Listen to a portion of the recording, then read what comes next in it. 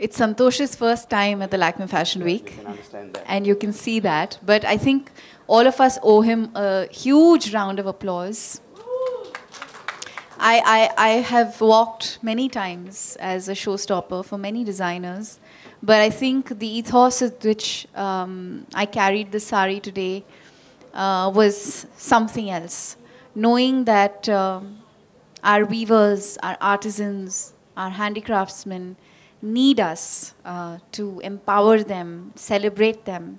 We have such an extraordinary culture of handicraft, such extraordinary, exquisite craftsmanship, and we don't celebrate it enough. And I'm really glad that Tulsi Silks has shown their collection at Lakme Fashion Week this year. Santosh, I really hope that this is not the last time. I hope you continue this because you are carrying a legacy forward and you are doing a humanitarian service. What you do for the weavers, their families, their livelihoods is something that each of us here is inspired by.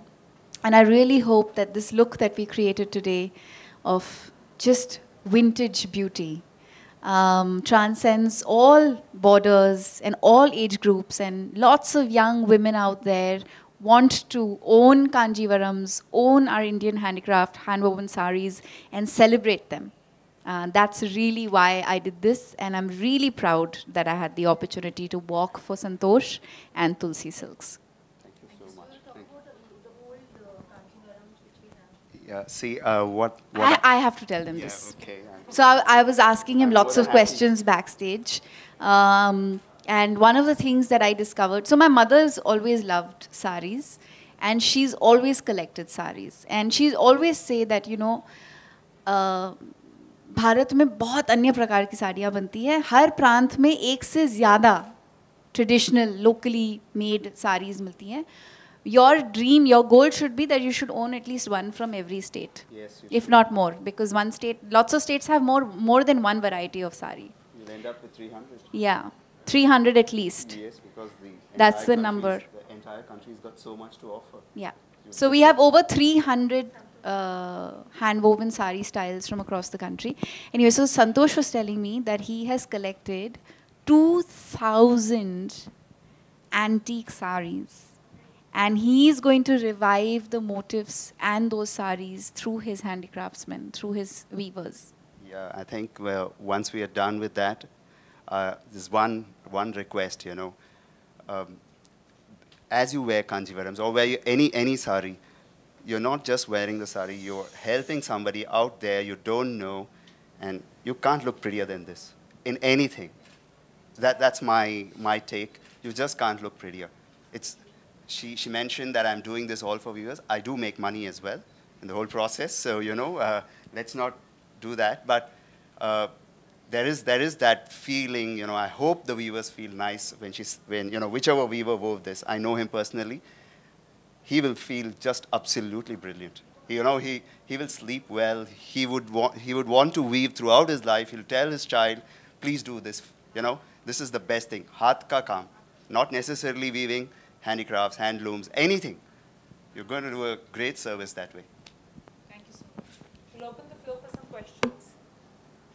Does anyone have any questions? Yeah. You know, I've never seen the media so awestruck before. They genuinely, I have not seen them feel, this love that I'm seeing in their eyes, I've never seen before. I'm going to find it very difficult going back home. I don't know, I have to get back to my work. You'll get back and you will empower more viewers. Thank you, Santosh. Give us a peekaboo into your sari wardrobe, since you said, you know, you love saris and it has been passed over from your mother also, I'm sure. So tell us about your sari. I actually have three over 200-year-old saris. Yeah, I've restored them. Can I come and see? Anytime you want. I have quite a few that I really cherish.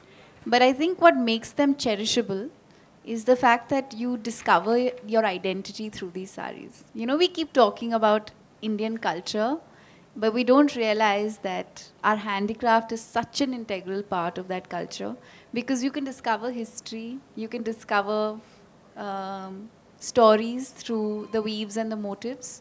Like there are so many descriptions of folklore of, like this sari that I'm wearing is an ode to Carnatic music. So the instruments that have been woven on this sari are the mridangam, the veena, and the tablas. And it's a story, you know, it's telling a story. And that's what's beautiful about saris. Each one of them has a story to tell. So you want to tell us about the 5 collections that you Okay. The inspiration itself was first to go pastels, because you know you'd appeal to the northern part of the country. They tend to wear lighter. They want it fresh. So I thought, you know, that was the inspiration on the first part. The second part was a revival, which from my old sari collection, from our old sari collection. Please correct me there. I also have an elder brother who stood really fast behind me, Suresh.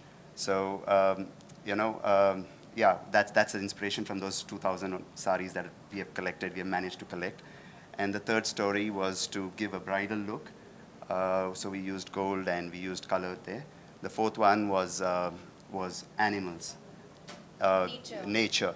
See, the reason why I've probably picked up those elements is that when children see this, you know, when they see a mridangam, hopefully they know it'll ignite. It'll tell them, you know, what is this? You know, maybe 1 out of 1,000 may ask you that question, but they'll feel nice about it. Same goes for the animals as well. So once we are able to showcase animals, then you know you feel with nature. All of this is relating to nature. It's all hand done. So when you do something with your hand, it has a very calming effect. You know, all those weavers are calm for that reason. We aren't. A lot of us aren't. So yeah, that's the inspiration. And the fifth one, where did I miss off? I'm lost. Okay, we are done with 5. Thank you. Just do a quick photo op. Yeah. With that, any other questions? If I'll be extremely honest in saying I don't have one favorite. I think India has an extraordinary amount of talent. There are so many people who are doing such fabulous work that it would be unfair on my part to choose one. I really have a deep admiration for many designers, but especially for those who are using local handicraft, using local textile, and you know, making it accessible to the younger generation, taking it out there to younger people. Is there a craft or an art which is really close to you? I think any craft that involves the hands and the mind is something that appeals to me because I'm a creative person, and it's fascinating that practically every expression has story in it. You know, whether it's music or it's handicraft or it's pottery. And Santosh said something very interesting. He said it takes you back to nature. It takes you closer to nature. And which is why I think creative people are the happiest people. Yes, but I'm not allowed to answer those questions here. Sorry. What do you want me to say? It's extraordinary what they've achieved. And I'm very, very proud of them. I watched their matches and I've applauded them on Twitter.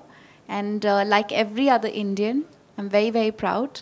But I think these girls have a very strong message to give out to all those Indians who still believe girls are not good enough.